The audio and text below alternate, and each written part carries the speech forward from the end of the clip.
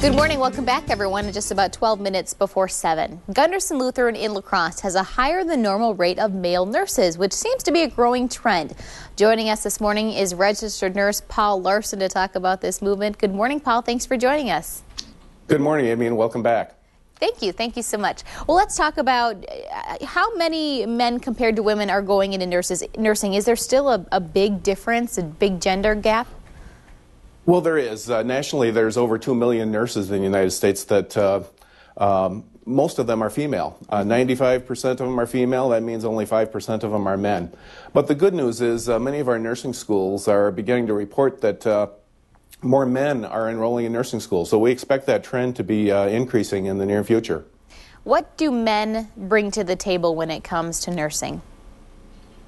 Well, men like women have a wide variety of interests, and we have men working in literally every department at Gundersen Lutheran. So they work in the clinic, in the hospital, work in informatics and education.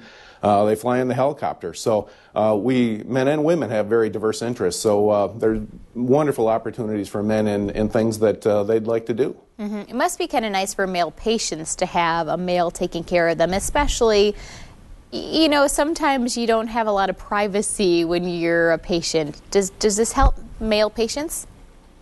Well, it does. And there's actually a national organization called the American Assembly for Men in Nursing, and they work really to help support men grow in the profession. And what that means is that they help them learn more about taking care of patients, learn more about men's health issues. And we hear a lot about women's health, but there's also a need for men's health. So when men are in the hospital, it's nice that they can have an opportunity to be taken care of by a male nurse. Mm-hmm. And for women as well, are women getting more used to having a male nurse take care of them? Well, I think they are. And, you know, obviously as a male nurse, I've taken care of lots of men and women and really had wonderful experiences. The women seem to enjoy being taken care of by guys, and you know, I look forward to taking care of everybody and really look at it as a profession that you know, I can give good care to everybody. Well, everybody. That is great news. Men and women obviously both have strengths and weaknesses, and do you feel that now patients get more, I don't want to call it well-rounded care when they have both genders working as nurses?